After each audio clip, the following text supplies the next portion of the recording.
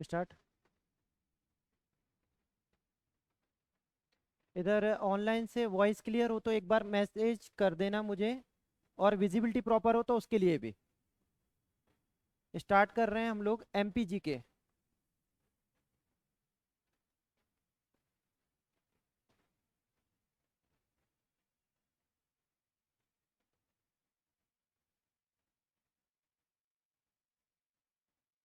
Good evening to all. ठीक है।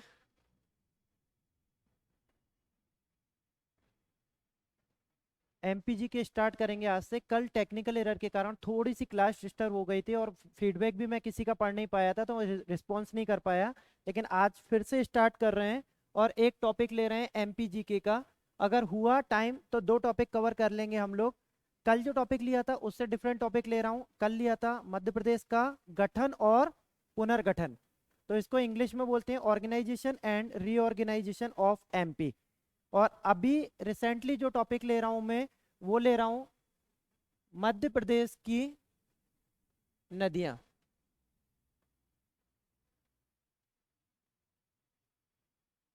ये पहला टॉपिक है, मध्य प्रदेश की नदियां। और यहां से एक क्वेश्चन बनता ही बनता है। चलो, ऑडियो वीडियो दोनों गुड है। स्टार्ट कर रहा हूं। मध्य प्रदेश की नदियों की बात करता हूं तो मैं बहुत सारी डिफरेंट डिफरेंट अलग अलग नदियां हैं। मध्य प्रदेश में 200 से ज्यादा नदियां हैं, और इसीलिए मध्य प्रदेश को बोला जाता है नदियों का मायका। तो अगर मैं सिंपल मध्य प्रदेश की नदियों की बात करूं कि कौन कौन सी इंपॉर्टेंट नदियां हैं, या प्रीवियस टाइम में अगर हम लोग देखें कि किस तरीके के क्वेश्चन यहां से आए थे सारे के सारे, तो देखिए कुछ सिलेक्टेड नदियां हैं जहां से एमपी बार बार क्वेश्चन पूछता है। चाहे व्यापम का एग्जाम हो या पीएससी का एग्जाम हो, कोई भी एग्जाम हो, पटवारी का है, कोई भी, वहां पर आप देखो नदियों के क्वेश्चन फ्लैट हैं जो बार बार पूछे जाते हैं। तो अगर हम लोग सिंपल बात करें, नर्मदा से लेकर जो हमारी इंपॉर्टेंट रिवर है, नर्मदा हुआ, ताप्ती रिवर हुई, सोन, माही, और एटसेट्रा लिख रहा हूं मैं, डायरेक्ट फोकस करूंगा। इनमें से कोई सी भी इंपॉर्टेंट नदी हो, यहां से बार बार क्वेश्चन बन के आ रहा है। क्वेश्चन किस तरीके का बन रहा है, पहले अगर उस पर बात करूं तो इनसे रिलेटेड जो क्वेश्चन बन रहे हैं वो क्वेश्चन है, नदियों का उद्भव कहां से होता है, नदियां जाकर मिलती कहां पर हैं, किस में जाकर कहां पर मर्ज कर रही हैं। मिलने का मतलब है इसका जो आउटफ्लो हुआ एक जगह पर, और उसके बाद में फाइनली जाके मर्ज करना। या तो कोई रिवर होगी, मिलने का मतलब है या तो कोई रिवर होगी वो जाकर बंगाल की खाड़ी में जाकर मिलेगी, या फिर अरब सागर में जाकर। तो कोई भी रिवर हो, उस रिवर का सबसे पहले दो इंपॉर्टेंट पॉइंट, उसी के बाद उस रिवर से इंपॉर्टेंट पूछे जाते हैं। जलप्रपात, किस नदी पे कौन सा जलप्रपात है। या फिर यहां पर तीसरे नंबर पे जो क्वेश्चन पूछा जाता है वो पूछा जाता है जल विद्युत परियोजना।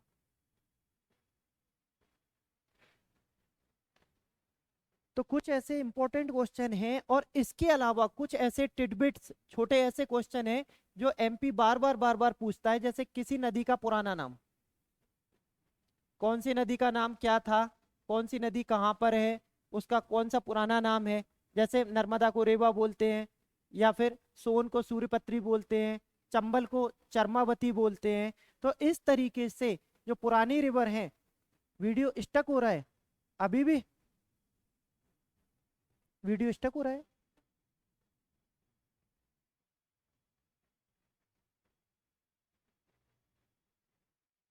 वॉल्यूम तो इधर से फुल है, आप एक बार अपने ऐप पर देख लीजिए और अपने मोबाइल पे देख लीजिए, वॉल्यूम का कहीं दिक्कत हो तो।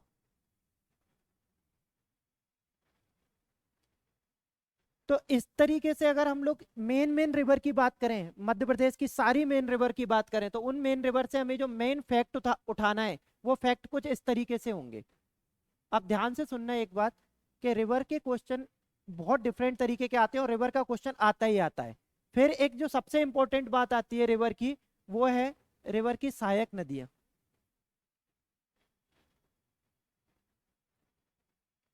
कौन सी किसकी सहायक नदी है? कौन सी यमुना की सहायक नदी है, कौन सी गंगा की सहायक नदी है, कौन सी चंबल की सहायक नदी है, कौन सी सोन की सहायक नदी है। तो उससे रिलेटेड जितनी भी सहायक नदियां हैं उसकी बात ये लोग बार बार बार बार बार बार पूछते हैं आपसे। तो आपको किसी भी एक स्पेसिफिक रिवर को उठाना है और उस रिवर के इतने सारे डिफरेंट डायमेंशन कवर करना है, ये सारे डायमेंशन। क्लियर है? तो हम लोग स्टार्ट कर रहे हैं।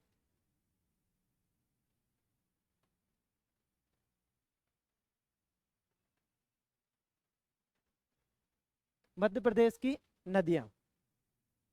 अब यहां पर अगर स्टार्टिंग शुरू करें और मैं एक सिंपल पिक्चर आपको दिखाऊं, तो कुछ इस तरीके से दिखता है हमें एक सिनेरियो।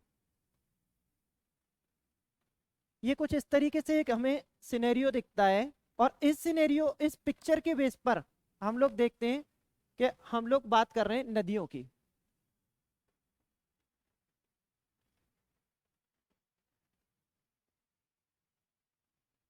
अब देखना इधर, जो इंपॉर्टेंट रिवर हैं, ये तो बेसिकली अगर पूरी की पूरी की बात करूं तो ये क्या है, नदियां और उसके साथ में नदियों का अपवाह तंत्र। अपवाह तंत्र को बोलते हैं ड्रेनेज सिस्टम।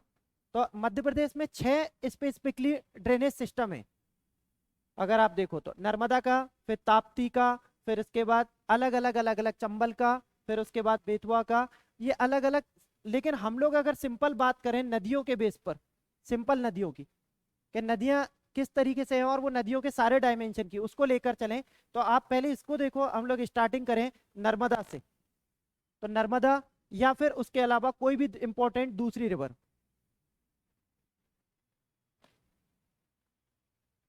सबसे पहले स्टार्टिंग कर रहा हूं मैं नदियों में नर्मदा से।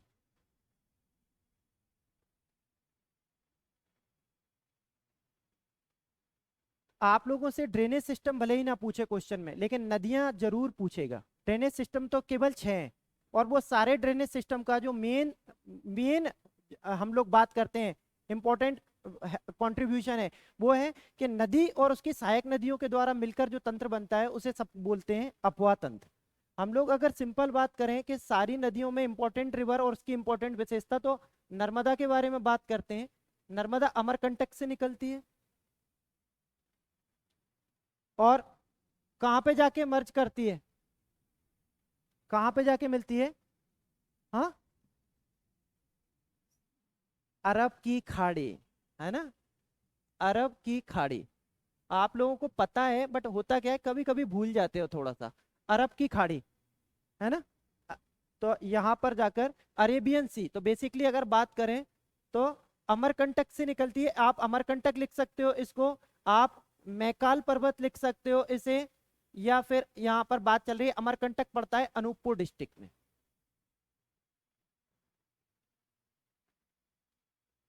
तो नर्मदा का जो एक सबसे इंपॉर्टेंट पॉइंट है जिसके बारे में हम लोग बात कर रहे हैं, नर्मदा ईस्ट से फ्लो करती है और वेस्ट की डायरेक्शन में जाती है। ईस्ट से फ्लो करती है और वेस्ट की डायरेक्शन में मूव करती है, सबसे पहला। और इस नर्मदा के बारे में बात चल रही है, ये नर्मदा अमरकंटक से निकलती है, अमरकंटक अनूपपुर। और यहां से निकलने के बाद में ये खंबात की खाड़ी में जाकर अरेबियन सी, खंबात की खाड़ी में जाकर गल्फ ऑफ खंबात में जाकर मर्ज कर जाती है। यहां से यहां तक के बीच का, अगर इसकी पूरी जर्नी जर्नी को अगर हम लोग देखते हैं, तो वो हमें मिलती है 1312 किलोमीटर। 1312 किलोमीटर ये पूरी जर्नी है इसकी, यहां से यहां तक की इसकी लंबाई। लेकिन अगर इसकी लंबाई को केवल मध्य प्रदेश के कॉन्टेक्स्ट में देखें, तो वो मिलती है 1077 किलोमीटर, ये इन एमपी। एक बेसिक बात जो फैक्ट के रूप में नर्मदा का। अब दूसरा इंपॉर्टेंट फैक्ट, नर्मदा मध्य प्रदेश की ऐसी रिवर है जो भ्रंश घाटी से होकर बहती है। भ्रंश घाटी से होकर बहती है। भ्रंश घाटी को बोलते हैं इंग्लिश में रिफ्ट वैली।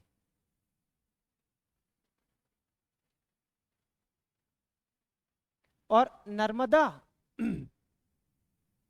और नर्मदा ही मध्य प्रदेश की ऐसी रिवर है जो एस्चुरीज बनाती है।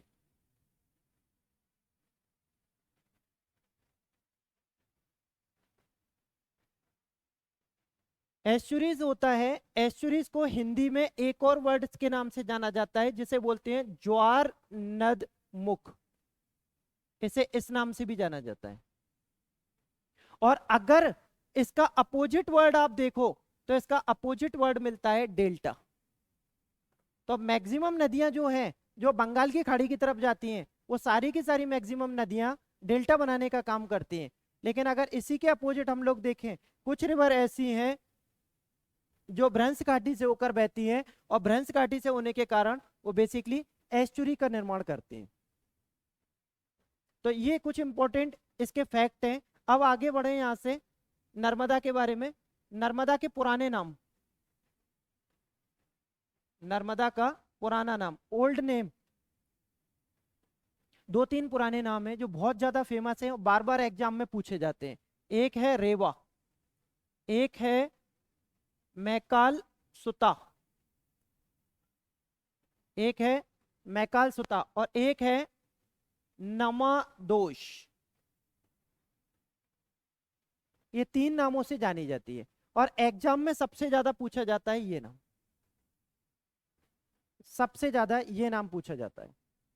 रेवा, मैकाल सुता, मैकाल से निकलने के कारण, मैकाल पर्वत की पहाड़ियों से निकलने के कारण ये मैकाल सुता के नाम से जानी जाती है। और एक नाम और है नमादोष। ये तीन डिफरेंट इसके पुराने नाम हैं जिन पुराने नामों से ये जानी जाती है।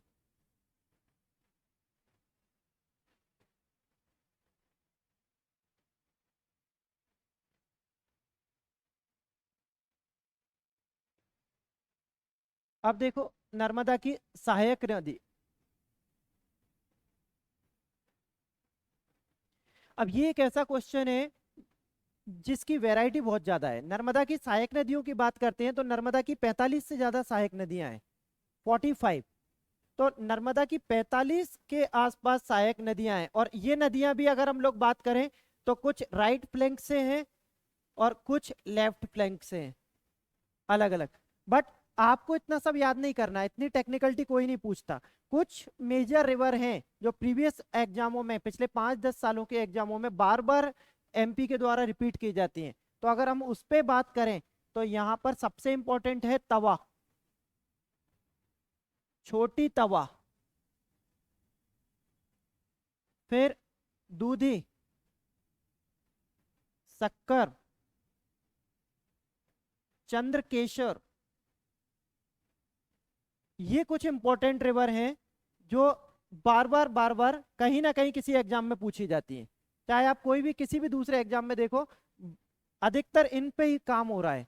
बाकी सब रिवर हैं, जैसे अगर नाम लूं, ऊटी है, हथनी है, फिर अलग अलग है, हिरन है, तो वो बहुत सारी रिवर हैं। लेकिन वो सारी रिवर आपको याद नहीं करना, 5-6 रिवर जो इंपॉर्टेंट है बस केवल उस पर आप काम कर लीजिए। फिर से स्टक होने लगा वीडियो।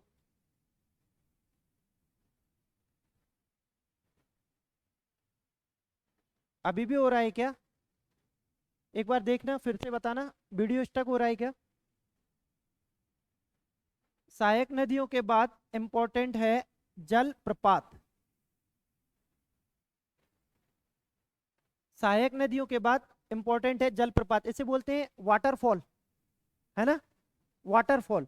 अब नर्मदा पर कितने वाटरफॉल हैं अगर देखें तो, नर्मदा पर अगर आप ऐसे ही काउंट करके देखें हम लोग, मेजर जिससे बड़े बड़े वाटरफॉल की बात कर रहा हूं, 6 मेजर वाटरफॉल है नर्मदा नदी पे, 6 मेजर। तो यहां पर बात करूं तो एक है दुग्ध धारा, एक है कपिल धारा, एक है धुआंधार, फिर है मंदार, दर्दी, मंदार, दर्दी, और उसके बाद नेक्स्ट है सहस्त्र धारा। उसके बाद लास्ट है सहस्त्र धारा। तो 1 2 3 4 5 और 6। अब देखना, यहां देखते हैं इसको। तो एक सिंपल बात, सिंपल नर्मदा नदी की बात, तो नर्मदा अमरकंटक से निकलने के बाद सीधे फ्लो करती हुई जा रही है, और यहाँ पर ये मध्य प्रदेश के इतने एरिया में, तो यहाँ से यहाँ तक का ये जितना एरिया है ये है 1077। लेकिन इसके बाद इसका फ्लो आगे बढ़ता है, और ये थोड़ा सा हिस्सा महाराष्ट्र में जाता है इसका, और महाराष्ट्र से आगे जाता है ये गुजरात में। तो फिर गुजरात में आगे जाने के बाद में ये कहाँ पर, गल्फ ऑफ खंबात, खंबात की खाड़ी में जाके चली जाती है, जो अरेबियन सी का पार्ट है, गल्फ ऑफ खंबात। तो इस तरीके से अगर देखें तो पूरी यात्रा में ये 1312 किलोमीटर की जर्नी तय करती है, लेकिन 1312 में केवल 1077 ही ये मध्य प्रदेश के अंदर आती है। अब इसी पर मैंने आपको अभी जो सारे जलप्रपात बताए थे, उसमें से एक जलप्रपात यहाँ पर जो सबसे पहला बताया था वो था दुग्ध धारा। फिर उसके बाद दूसरा यहीं पर है, उसका नाम था कपिल। ये दोनों दुग्ध धारा और कपिल धारा, ये दोनों के दोनों अनूपपुर डिस्ट्रिक्ट में। जैसे ही नर्मदा यहाँ से निकलती है तो अनूपपुर डिस्ट्रिक्ट में। फिर उसके बाद नेक्स्ट आगे बढ़ते हुए हम लोग जाएंगे तो यहाँ पर पड़ता है धुआंधार, और ये है जबलपुर में धुआंधार जलप्रपात, मेड़ाघाट। ठीक है। फिर आगे बढ़ते हुए नर्मदा नदी आगे जब मूव करती है तो यहां पर खंडवा में ये दो नए जलप्रपात बनाती है, खंडवा डिस्ट्रिक्ट में। और ये दो नए जलप्रपात हैं मंदार और दर्दी। ये दोनों के दोनों पुनासा में पड़ते हैं, और ये पुनासा पड़ता है खंडवा। देन उसके बाद आगे मूव करते हुए ये यहाँ पर एक नया जलप्रपात बनाती है सहस्त्र धारा, और ये सहस्त्र धारा बनता है खरगोन। फिर उसके बाद आगे निकल के ये मूव कर जाती है और ये चली जाती है गुजरात में। तो इस तरीके से अगर आप देखो तो 6 वाटरफॉल आपको देखने मिलेंगे, 1 2 3 4 5 एंड 6।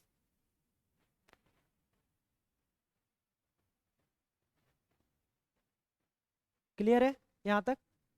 अब देखना नेक्स्ट, जल विद्युत परियोजनाएं, जिसको बोलते हैं hydel project, hydel power project. तो जल विद्युत परियोजनाएं वो होती हैं जो जल को घेर कर, जल पर बांध को बनाकर उसके बाद पोटेंशियल एनर्जी को काइनेटिक एनर्जी में कन्वर्ट करके बनाई जाती है। बांध, यस एग्जैक्टली, बांध को ही बोला जाता है ना। तो जो बांध है उसी से जल विद्युत को बनाने का काम किया जाता है। वो टरबाइन लगते हैं, फिर उसके बाद में वो प्रोसेस आगे बढ़ती है, वो पोटेंशियल एनर्जी कन्वर्ट होकर तो उससे जल विद्युत परियोजनाएं बनती है। तो जल विद्युत परियोजनाओं की अगर बात करें तो यहाँ पर आपको दिख रही होगी सबसे पहली बरगी परियोजना। सबसे पहली ये जबलपुर में है, नर्मदा नदी पर, और इसी को बोलते हैं अवंतीबाई सागर परियोजना। इसी को एक दूसरा नाम है और वो है अवंतीबाई सागर परियोजना। ठीक है, अवंतीबाई सागर परियोजना पहला। देन उसके बाद आगे मूव करते हुए जाओ तो सेकंड मिलेगी आपको तवा परियोजना।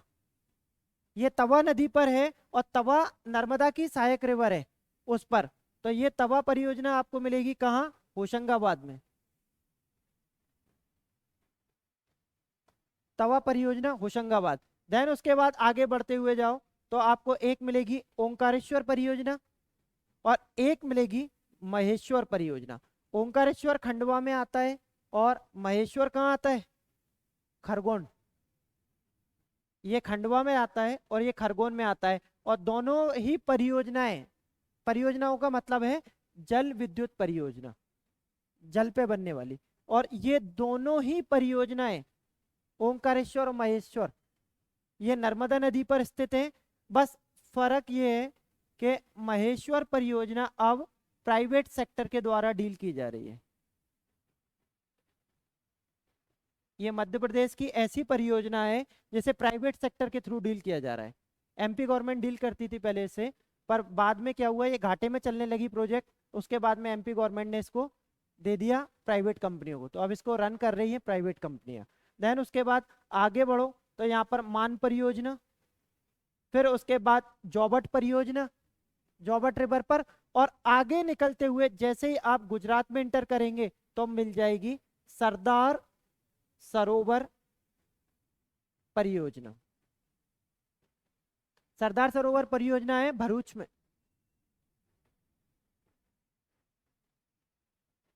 गुजरात।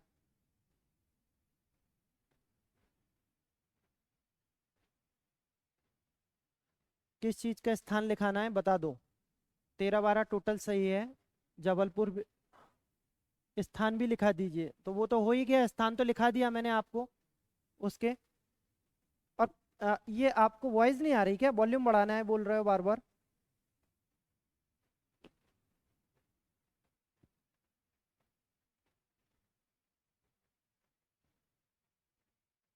अभी देख लेना, एक बार चेक कर लेना, बता देना मुझे। हाँ, पुनासा में इंदिरा गांधी भी है। ठीक है, उन्होंने लिख के भेजा है। पुनासा में, पुनासा एक जगह है, वहां पर इंदिरा गांधी प्रोजेक्ट भी है। तो इन्होंने यहाँ पर जो लिख के भेजा है पुनासा, पुनासा भी खंडवा में पड़ता है, इसकी भी डिस्ट्रिक्ट खंडवा लगती है। और यहाँ पर भी एक प्रोजेक्ट है और उस प्रोजेक्ट का नाम है इंदिरा गांधी सागर। और इसकी एक सबसे बड़ी विशेषता है, ये मध्य प्रदेश का सबसे ऊंचा प्रोजेक्ट है, हाइट में सबसे ऊंचा प्रोजेक्ट है मध्य प्रदेश का। जल विद्युत परियोजना की बात चल रही है, इंदिरा गांधी सागर। और इंदिरा गांधी सागर का क्यों इंपॉर्टेंस है? इंदिरा गांधी सागर के पीछे ही आप देखोगे वो हनुमंतैया द्वीप है, जिसपे मध्य प्रदेश गवर्नमेंट जल महोत्सव मनाती है हर साल। अभी नेक्स्ट मंथ होने वाला है जनवरी में, वो 7 से 8-10 दिन का एक जल महोत्सव होगा, वाटर फेस्टिवल, उससे जुड़ा हुआ। परियोजना का देखेंगे ना, बिल्कुल होगा, परियोजना का टॉपिक होगा। इंदिरा सागर परियोजना, पुनासा, पुनासा एक जगह और इसका डिस्ट्रिक्ट पुनासा भी खंडवा में आता है। तो ये वहीं पर है। क्लियर है? तो इतनी आप देखो यहाँ पर इतने इतने सारे आपको अलग अलग हाइडल प्रोजेक्ट मिलेंगे। तो एक रिवर से संबंधित सबसे इंपॉर्टेंट बात जो आपको याद रखना है वो है उसकी सहायक रिवर। सहायक रिवर के बाद में उसका पुराना ओल्ड नेम, ओल्ड नेम हमेशा पूछते हैं ये लोग। और उसके बाद में उसके जलप्रपात, जलप्रपात के बाद में उसकी हाइडल प्रोजेक्ट, सबसे ज्यादा इंपॉर्टेंट है। क्लियर? हटा दूं? तो नर्मदा नदी के बाद अगर सेकंड रिवर की मैं बात करूं, सेकंड इसी के केस में सेकंड वाली, तो वो हो जाएगी यहाँ पे Tapti river. Second Tapti, Tapti river के बारे में क्या बोला जाता है? ताप्ती रिवर कहां से निकलती है? मुल्ताई, और ये पड़ता है बैतूल। मुल्ताई के पास में बैतूल से निकलती है, मुल्ताई के पास में बैतूल से निकलती है। और यहां से निकलने के बाद ये रिवर भी वेस्ट की डायरेक्शन में फ्लो करती है। और वेस्ट की डायरेक्शन में फ्लो करने के बाद में ये भी गुजरात के अंदर इंटर करती है। और गुजरात के बाद में ये भी सीधे चली जाती है खंबात की खाड़ी।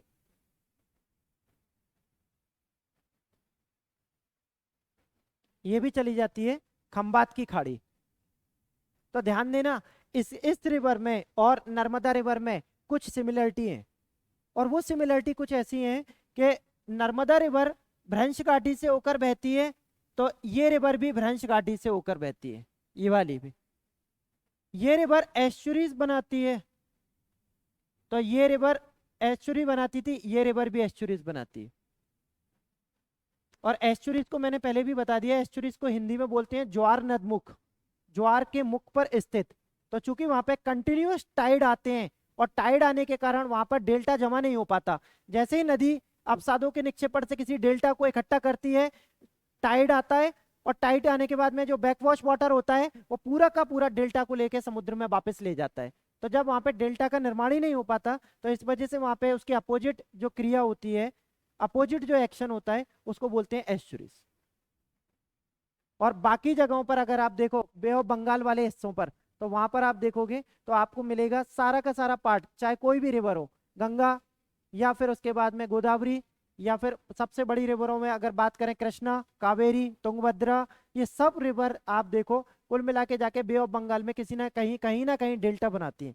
बट ये दो रिवर के केस में बोलते हैं एस्चुरीज बनाती है।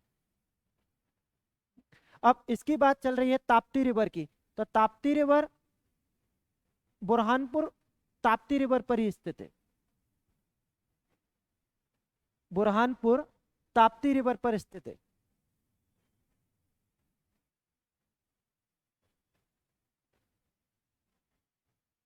अभी ठीक है। ताप्ती रिवर की टोटल लंबाई है 724 किलोमीटर। ताप्ती रिवर की टोटल लेंथ है 724 किलोमीटर। और ताप्ती को ही बोला जाता है सूर्यपुत्री। ताप्ती रिवर को ही बोला जाता है सूर्यपुत्री के नाम से जाना जाता है।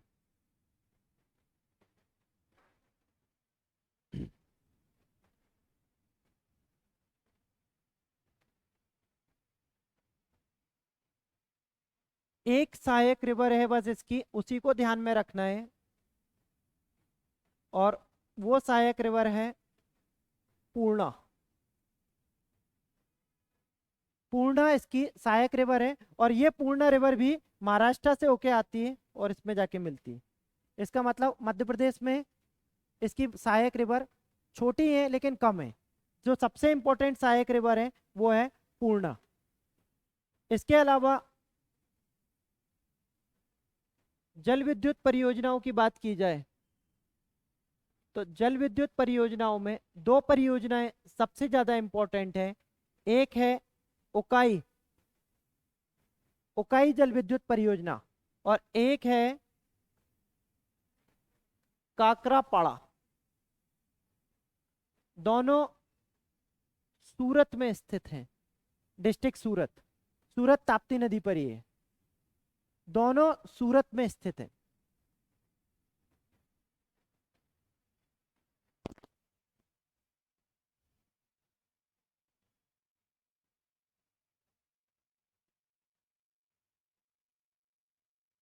क्लियर।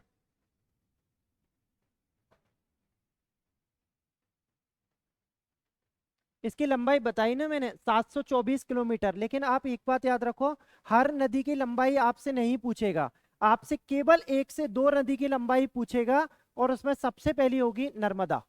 नर्मदा के बाद अगर वो आपसे कोई लंबाई पूछेगा तो सेकंड लार्जेस्ट रिवर चंबल के बारे में पूछेगा। उसके अलावा हर नदी की लंबाई आपसे नहीं पूछी जाएगी। तो आप पता चला ताप्ती की भी याद कर रहे हैं, फिर बेतवा की भी याद कर रहे हैं, सिंध की, काली सिंध, फिर उसके बाद अलग अलग अलग, तो उसमें क्या होगा, आप कंफ्यूज हो जाओगे। और अधिकतर नदियों की ऑथेंटिक लंबाई दी भी नहीं है, किसी भी अच्छी बुक में वो ऑथेंटिक लंबाई नहीं दी। कहीं पे आपको फिगर 960 मिलेगा, कहीं 965, कहीं 580, कहीं 590, बेतवा का अलग अलग। फिर आप गूगल सर्च करोगे फिर कंफ्यूज होगे। तो मैं आपको बता रहा हूँ, मेरा तो ये काम ही है, ऑलरेडी सर्च करके आता हूँ मैं सारा। तो इसलिए बोल रहा हूँ कि कुछ रिवर के बस मात्र ये लेंथ याद करो, बाकी के सिग्निफिकेंस याद कर लो सबके। और सिग्निफिकेंस वही पुराना नाम, सहायक नदियां, जल विद्युत परियोजना, जलप्रपात, उसी से आपका क्वेश्चन टेकल हो जाएगा सारा। हाँ, तो जो पीडीएफ वाला पार्ट है ना आप बोल रहे हो, हाँ, इतनी सिंपल रिवर कोई पूछता नहीं है। उन्होंने लिखा है ऑनलाइन में यहाँ पर कि सर गिरना है, गिरना के बाद बोरी है, पंजारा है, ये वो छोटी छोटी रिवर हैं, अगर हम इनको पकड़ना शुरू करेंगे, इसकी ताप्ती की रिवर में ऑनलाइन से वो बोल रहे हैं सर गिरना है, गिरना मुझे पता है, और इसके बाद ये वो बंजारा वगैरह छोटी छोटी रिवरों की बात कर रहे हैं। अगर इतनी छोटी छोटी रिवर हम लोग देखेंगे यहाँ पर, ये बंजारा, ठीक है, इतनी छोटी छोटी रिवर हम लोग अगर उठाएंगे ना, तो हम लोग रिवर ही करते रहेंगे 1 महीने तक। मैं आपसे फिर बोल रहा हूँ, मध्य प्रदेश को में 200 से ज्यादा रिवर हैं, और मध्य प्रदेश को इसीलिए नदियों का मायका कहा जाता है। लेकिन हमें केवल 15 से 20 वो रिवर देखना है, और उसकी मेन इंपॉर्टेंट ट्रिब्यूटरीज देखना है, जहां से क्वेश्चन बार बार रिपीट हो रहा है। ऐसे यूनिक केसेस में अगर हम लोग पढ़ेंगे ना, तो हमारे क्वेश्चन भी छूट जाएंगे, और सिलेबस भी कभी टाइम पे पूरा नहीं हो पाएगा।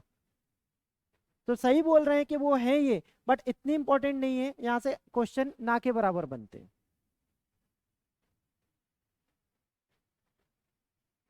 नोटिफिकेशन ऑन कर देंगे वो सर, वहां से कर देंगे, मैंने एडमिनिस्ट्रेशन को बोल दिया, वो वहां से कर देंगे। और एक डाउट जो आपका बचा हुआ है वो है पीडीएफ का। तो उनका ये कहना है कि सर पीडीएफ को आप पहले प्रोवाइड करा दिया करें, जिससे हम पढ़ के आया करें, बिना पीडीएफ के ना इंटरेस्ट क्रिएट नहीं होता। तो वो मैंने सर को बोल दिया, वो आपको करा देंगे, वो आपको ऐप पे डाल देंगे, तो आपको वहां से पीडीएफ मिल जाएगा। ठीक है, तो 724 है, फिर आपको एक बार बता देता हूँ यहाँ पर। और ताप्ती का क्या है मेन केस, ताप्ती की 2 3 4 बातें बस केवल दिमाग में रखना है, बस। 724 अगर लंबाई याद रख सकते हो तो रख लो। सबसे इंपॉर्टेंट ताप्ती से अगर आप क्वेश्चन उठा के देखो, बार बार एक ही क्वेश्चन पूछा जा रहा है। मुल्ताई, मुल्ताई से निकलती है बैतूल से, बार बार ये क्वेश्चन ही पूछा जा रहा है, हर बार।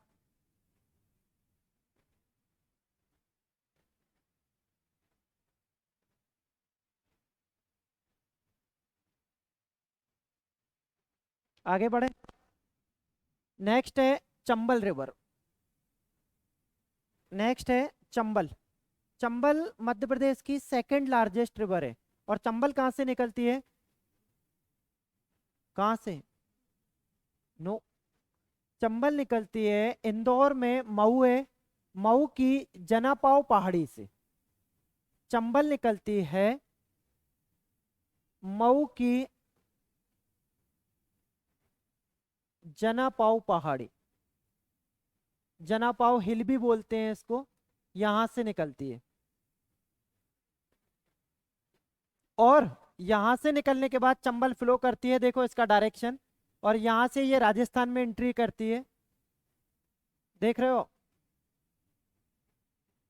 चंबल का डायरेक्शन। और यहां से एंट्री करने के बाद में कुछ सहायक नदियां इसमें आके मिल रही हैं, और उसके बाद में चंबल कंटिन्यू फ्लो करती हुई मध्य प्रदेश और राजस्थान के बॉर्डर पे है ये।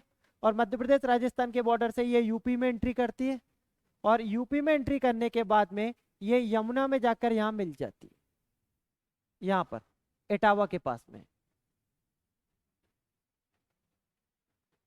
तो यहां से यहां तक का इसका जो टोटल लेंथ है वो है 960 किलोमीटर। कहीं कहीं आपको 965 भी मिलेगा, 965 भी मिल जाएगा। तो चाहे 960 हो या 965 हो, कहीं कहीं आपको 965 किलोमीटर भी मिल जाएगा। और इस वजह से ये है मध्य प्रदेश की सेकंड लार्जेस्ट या लॉन्गेस्ट रिवर लंबाई में। इंदौर के मऊ, ठीक है, वहीं से लिखा हुआ आ गया। चंबल को किस नाम से जानते थे पुराने समय में, चरमावती, चरमावती के नाम से भी जाना जाता है चंबल, चंबल रिवर।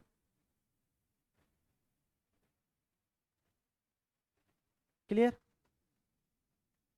अब बात चल रही है चंबल पर स्थित इंपॉर्टेंट प्रोजेक्ट, जिनको आप बोलते हो हाइडल प्रोजेक्ट।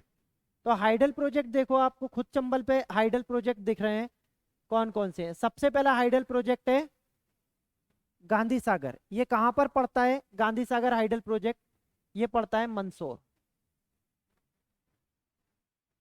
मंदसौर, ठीक है। देन उसके बाद दूसरा हाइडल प्रोजेक्ट दिख रहा होगा आपको, कौन सा है, राणा प्रताप सागर दिख रहा है, या और एक्सपेंड करूं इस फाइल को? दिख रहा है राणा प्रताप सागर, ये है चित्तौड़। और तीसरा है जवाहर सागर, तो ये जो जवाहर सागर तीसरा वाला है ये पड़ता है कोटा।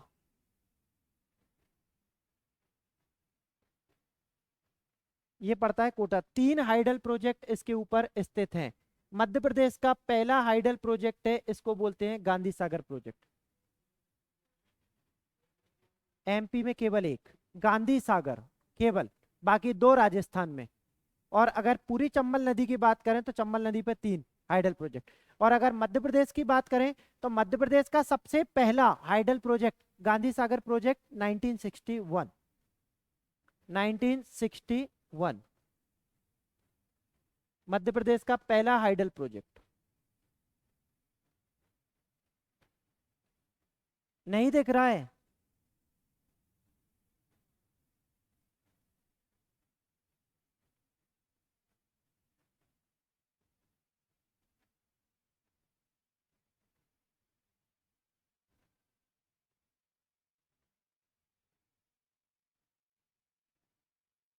अभी देखना, चंबल रिवर और उसके हाइडल प्रोजेक्ट 1, 2 और 3।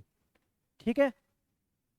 अब चंबली रिवर पर कुछ इंपॉर्टेंट जलप्रपात भी हैं।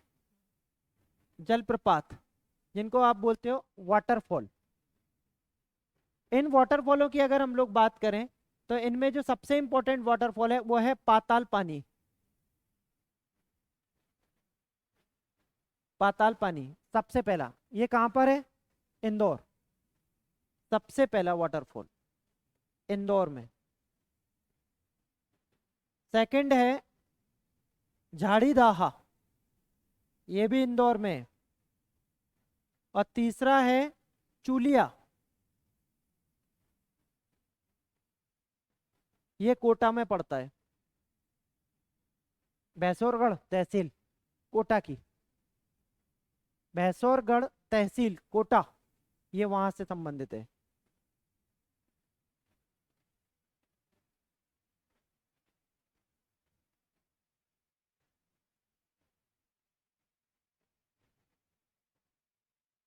ये वाला कलर विजिबल है? एक बार देखिए।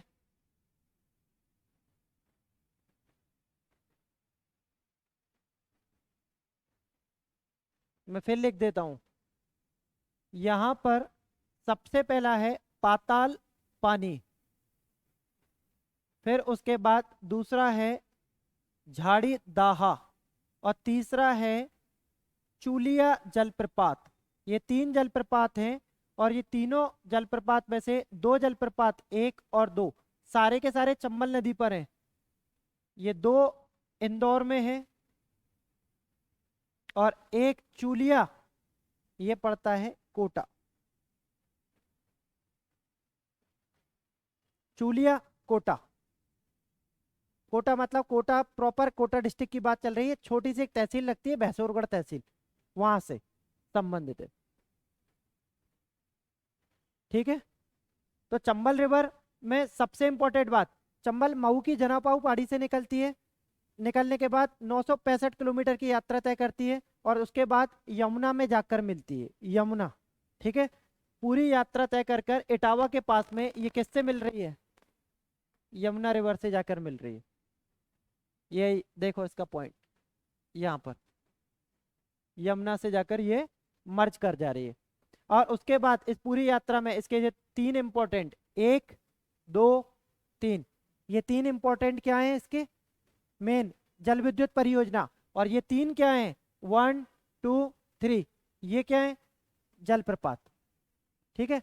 अब रही बात इसकी सहायक नदी की, मेन, तो 3, 4, 5 सहायक नदियां बहुत ज्यादा इंपॉर्टेंट है, जो आपको हमेशा इसको याद रखना ही है। उसमें से एक है काली सिंध। काली सिंध इसकी सहायक रिवर है। ये देखो, काली सिंध इसी से जाके मर्ज कर रही है। फिर उसके बाद सेकंड है पार्वती रिवर, ये दूसरी रिवर है जो इसी से जाके मर्ज कर रही है। 2, तीसरा इसके बाद अगर बात करूं तो वो है शिप्रा। तीसरी रिवर। चौथी अगर इसकी बात करूं तो वो है कूनो, और फिर एक है कुंवारी। इतनी रिवर आपको बस याद रखना है जो चंबल की सहायक है। फिर उसके बाद वो छोटी छोटी रिवर नहीं ले रहा मैं, नहीं तो फिर अभी लिख के आ जाएगा सर। पाहुज भी बच गई। पाहुज वहां पर बहती है उधर, ये दतिया और उसके आसपास के जो एरिया लगता है सेवड़ा वगैरह उसके आसपास में, बहुत छोटी छोटी रिवरें हैं वो। बस 20 25 30 किलोमीटर जाने के बाद में चंबल से जाके मिल जाती है। हम लोग बड़ी रिवर की बात कर रहे हैं थोड़ा, जो इम्पोर्टेंट है बार बार। तो यहाँ पर कूनो, कुंवारी, छिप्रा, काली सिंध, पार्वती, ये मेजर रिवर हैं जो चंबल की सहायक रिवर का काम करती हैं। लेकिन इन रिवर में आप देखो कहीं पर भी सिंध रिवर नहीं आएगी। सिंध और काली सिंध दोनों में अंतर है। काली सिंध चंबल का, चंबल की सहायक रिवर है, जबकि सिंध डायरेक्ट जाकर यमुना में मिलती है। ये देखो डायरेक्ट जाकर यमुना में मिल रही, तो वो यमुना की सहायक रिवर है। ठीक है।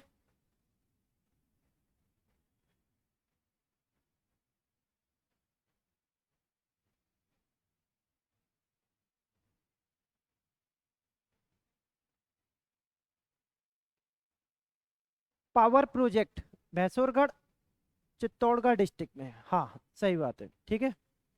भैंसुरगढ़ चित्तौड़गढ़। और पावर प्रोजेक्ट में क्या करना है, एक बार रिपीट करना है। तो पावर प्रोजेक्ट पहले भी बताए थे, गांधी सागर, देन उसके बाद राणा प्रताप सागर, और तीसरा है जवाहर सागर। तीन प्रोजेक्ट हैं यहाँ पर। और फिर उसके बाद चंबल की रिवर वैली प्रोजेक्ट की लोकेशन, तो पूरा रिवर वैली प्रोजेक्ट की अगर बात करूं तो मऊ की जनापाव पहाड़ी से लेकर ये पूरा का पूरा यहाँ पर, देन उसके बाद में राजस्थान का एरिया, और फिर राजस्थान के बाद में ये मूव करता हुआ उत्तर प्रदेश का एरिया। तो अगर पूरे चंबल नदी वैली को देखें हम लोग तो ये पूरा 962। और चंबल की एक सबसे इंपॉर्टेंट विशेषता, सबसे इंपॉर्टेंट, वो है सॉइल इरोजन। इसको बोलते हैं मृदा अपरदन। और मृदा अपरदन का में भी अगर सबसे इंपॉर्टेंट बात करें तो वो है गली अपरदन।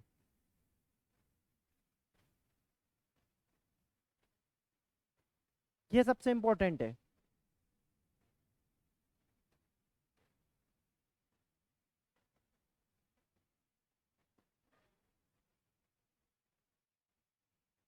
क्लियर है।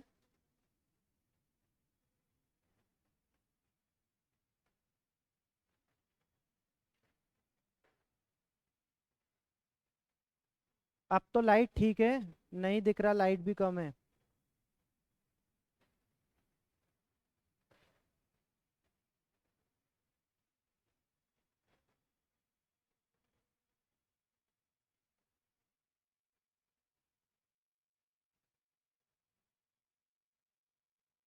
आगे बढ़ रहा हूं मैं, अगर डाउट नहीं है तो। ये देखना इधर, नर्मदा, ताप्ती और चंबल। अब इसके बाद नेक्स्ट इंपॉर्टेंट सिंध। सिंध कहाँ से निकलती है, सिरोंज, है ना। और इसके बाद कंटिन्यू फ्लो करती हुई ये शिवपुरी प्लेट्यू से निकलती है, और उसके बाद जाकर मर्ज करती है यमुना में। इसका बस एक इंपॉर्टेंट पॉइंट जो आपको ध्यान रखना है वो है क्या, एक डैम है यहाँ पर सबसे इंपॉर्टेंट, कौन सा, मणिखेड़ा डैम, है ना। मणिखेड़ा डैम ये है शिवपुरी।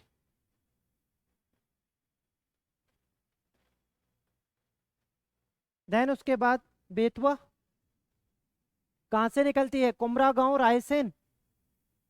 कुमरा गांव रायसेन यहाँ से निकलने के बाद देखना, कुमरा गांव रायसेन यहाँ से निकलने के बाद ये फ्लो करती हुई जाती है बुंदेलखंड में, और बुंदेलखंड से आगे जाने के बाद में ये मर्ज कर जाती है यमुना रिवर पर। ये मर्ज कर जाती है यमुना रिवर के साथ। तो इसको बोला जाता है, इस पूरी लाइन बेतवा को, बुंदेलखंड की लाइफ लाइन।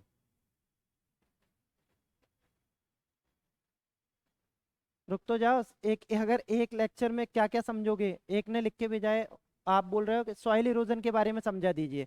तो वो चंबल रिवर का सॉइल इरोजन वाला पार्ट है, वो हम लोग तब कवर करेंगे जब हम लोग सॉइल पढ़ेंगे।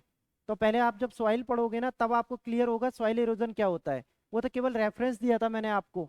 अगर मैं सॉइल इरोजन पढ़ाने लगा तो मैं रिवर कंप्लीट नहीं कर पाऊंगा। बेतवा रिवर की बात चल रही है, और वो बेतवा रिवर कुमरा गांव रायसेन से निकलकर यमुना नदी में जाती है। टोटल लेंथ कितनी होगी इसकी, अगर सिंपल बात करें, आपको याद नहीं करना, मैं बस केवल ऐसे ही बता रहा हूँ। अगर याद रह जाए तो ठीक है, अदरवाइज अननेसेसरी का फैक्चुअल बर्डन मत लो। 590 किलोमीटर, बस केवल बताने के लिए। बुंदेलखंड की लाइफलाइन कहलाती है, बुंदेलखंड की लाइफलाइन कहलाती है ये। और इस पर जो इंपॉर्टेंट सिटियां हैं उसमें से एक है ओरछा, सांची और विदिशा।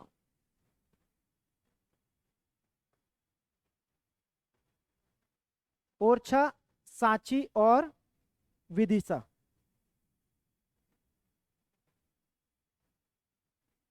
सहायक नदियां बेतवा की सबसे इंपॉर्टेंट बीना, धसान और हलाली,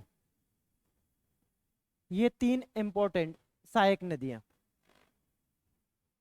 अगर बेतवा नदी की जलप्रपात की बात की जाए, जलप्रपात, तो 2 जलप्रपात हैं यहां पर, भालकुंड और राहतगढ़। राहतगढ़ और भालकुंड, ये 2 जलप्रपातें, राहतगढ़ और भालकुंड। अगर जलप्रपात के अलावा इसकी जल विद्युत परियोजना की बात की जाए,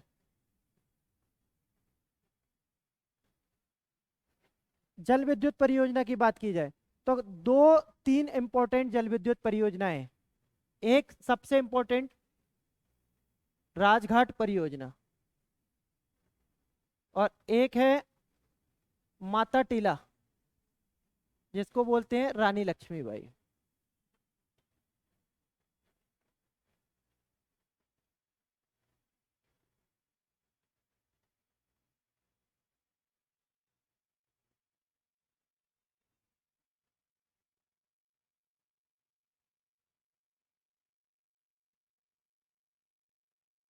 क्लियर है? तो ये है इंपॉर्टेंट बेतवा के बारे में। अब बेतवा के बाद केन। अब बेतवा भी जाके कहाँ मिल रही है, यमुना में। केन, केन कहाँ से निकलती है, केन निकलती है कहाँ से, कटनी, है ना, अहिर गांव, छोटी सी एक जगह है वहां से। और वहां से निकलने के बाद में ये फ्लो करती हुई सीधे जाती है और जाकर यमुना में जाकर मिल जाती है। और केन के बारे में बोला जाता है, केन रिवर भी बुंदेलखंड के मैक्सिमम पार्ट से होके जाती है। पन्ना टाइगर नेशनल रिजर्व है जो, पन्ना नेशनल पार्क जो है, पन्ना नेशनल पार्क की लाइफलाइन कहलाती है केन रिवर। और केन रिवर पर ही एक इम्पोर्टेंट वाटरफॉल है, राने वाटरफॉल। केन रिवर पर ही एक इम्पोर्टेंट वाटरफॉल है, राने, ये छतरपुर में पड़ता है। राने वाटरफॉल, राने, राने, राने वाटरफॉल। और दूसरा है पांडव वाटरफॉल। ये 2 वाटरफॉल है यहाँ पर। केन के बाद नेक्स्ट है टोन्स रिवर। ये कहाँ से निकलती है, टोन्स, बताओ। टोन्स रिवर कैमूर हिल से निकलती है। टोन्स रिवर कैमूर हिल, कैमूर श्रेणी से निकलती है। और निकलने के बाद कंटिन्यू फ्लो करती हुई ये कहाँ जाके मिल जाती है, हाँ बताओ। नो, गंगा। कहाँ गोदावरी पहुंचा रहे हो आप, गोदावरी नीचे बहती है ना, गंगा है ऊपर। ये यमुना, और यमुना और इसके ऊपर गंगा फ्लो कर रही है। अब यमुना और गंगा ये सब इलाहाबाद में जाके मिल जाती है, इलाहाबाद के बाद से फिर गंगा ही फ्लो करती है। तो टोन्स रिवर की बात चल रही है, ये टोन्स रिवर आगे जाकर गंगा से मिलती है, मतलब ये मध्य प्रदेश की पहली रिवर हम देख रहे हैं अभी जो डायरेक्ट जाके गंगा में मिल रही है, यमुना में नहीं मिलती, यमुना में नहीं मिलती। ठीक है, वो वहां से भी आंसर आ गया, उन्होंने भी सभी ने गंगा लिखा है। तो गंगा में जाकर मिलती है ये टोंस रिवर। देन उसके बाद बात कर रहे हैं हम लोग सोन रिवर की। सोन कहाँ से निकलती है? सोन निकलती है अमरकंटक से, वही मैकाल रेंज से जहां से नर्मदा निकलती है। तो आप देखो इसके फ्लो को अगर समझे तो ये सोन रिवर है, देखिए यहाँ से, इस जगह से, और सोन रिवर का फ्लो यहाँ से कंटिन्यू आगे बढ़ा और सोन यहाँ से आगे बढ़ते हुए गंगा में जाके मर्ज कर जाएगी, यहाँ से जाके आगे गंगा में जाके मर्ज कर जाएगी दानापुर बिहार में, दानापुर बिहार में जाकर ये गंगा से मर्ज कर जाएगी। तो इसका मतलब अब ये दूसरी सेकंड रिवर हमें देखने को मिली है मध्य प्रदेश की, जो डायरेक्ट जाके गंगा के साथ मिल रही है। तो अभी तक दो सेपरेट रिवर, एक टोन्स और एक सोन, ये दोनों जाकर गंगा के साथ जाकर मिल रही है। सोन रिवर की एक सबसे इंपॉर्टेंट विशेषता है, इस पर एक बांध है जिसका नाम है बाणसागर परियोजना, और ये शहडोल जिले में, ये शहडोल जिले में, ये क्वेश्चन बार बार पूछा जाता है ना। बाणसागर परियोजना किस नदी पर स्थित है? सोन रिवर पर। क्लियर है यहाँ तक? देख लो एक बार फिर, प्रयागराज बोलने लगे अब तो इलाहाबाद को, उनने लिख के भेजा है ना। देखो एक बार देख लो, कहीं कोई कंफ्यूजन हो। एक बार फिर बता रहा हूँ, नर्मदा पढ़ाया था अभी, नर्मदा के बाद ताप्ती, है ना, देन उसके बाद ताप्ती के बाद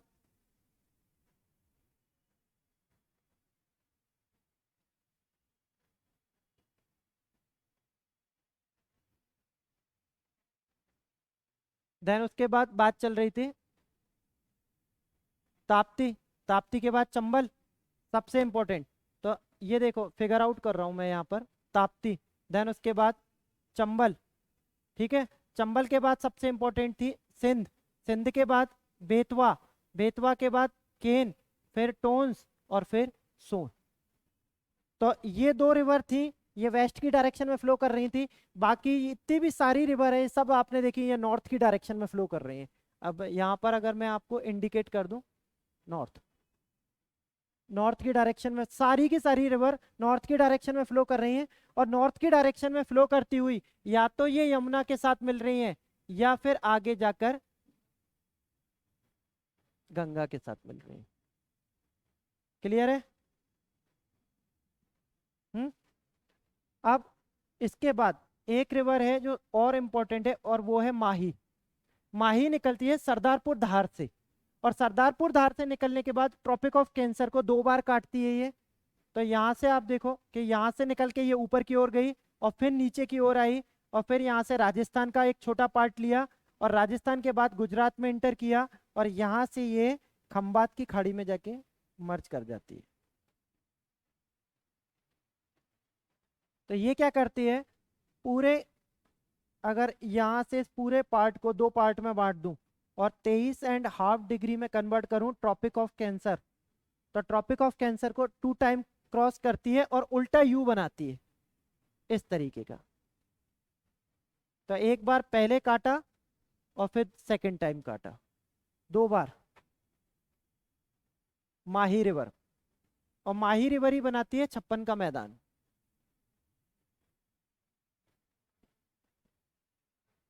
प्लेन ऑफ 56 ये राजस्थान में बनाती है, 56 का मैदान। अब कुछ इंपॉर्टेंट है जिसमें से एक है वर्धा और एक है वेनगंगा, है ना। वेनगंगा कहाँ से निकलती है?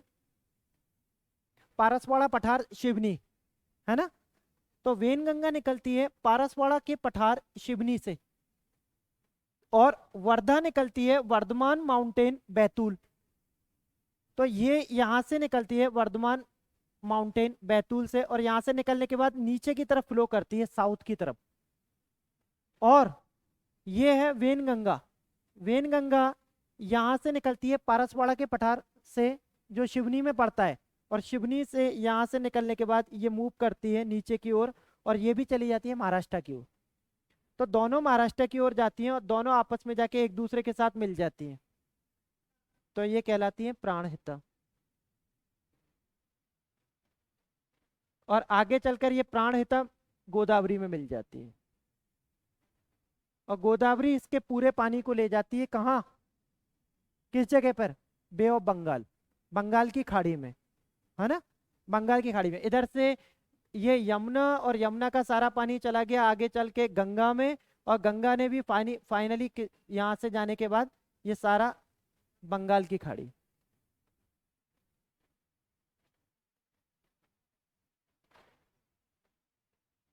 बंगाल की खाड़ी गोदावरी में, वहां से भी आंसर आ गया उनका। क्लियर है यहाँ तक?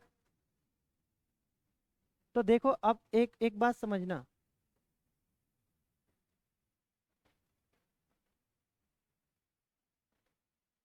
ये जितनी भी रिवर हम लोगों ने डिस्कस की, बेसिकली इसमें से एक क्वेश्चन तो आना ही आना है आपका।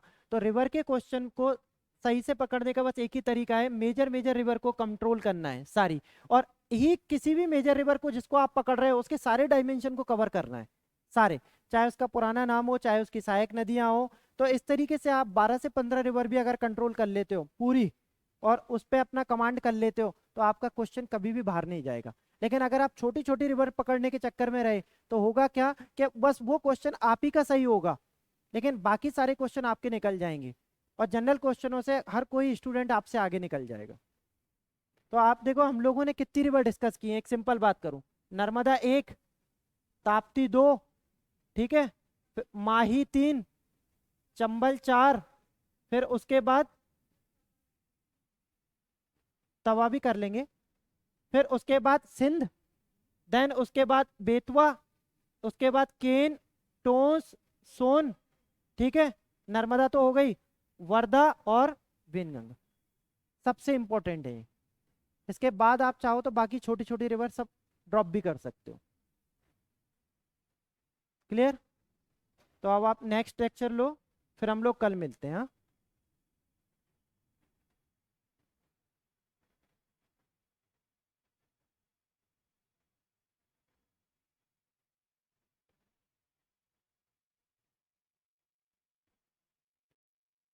चलो, थैंक यू।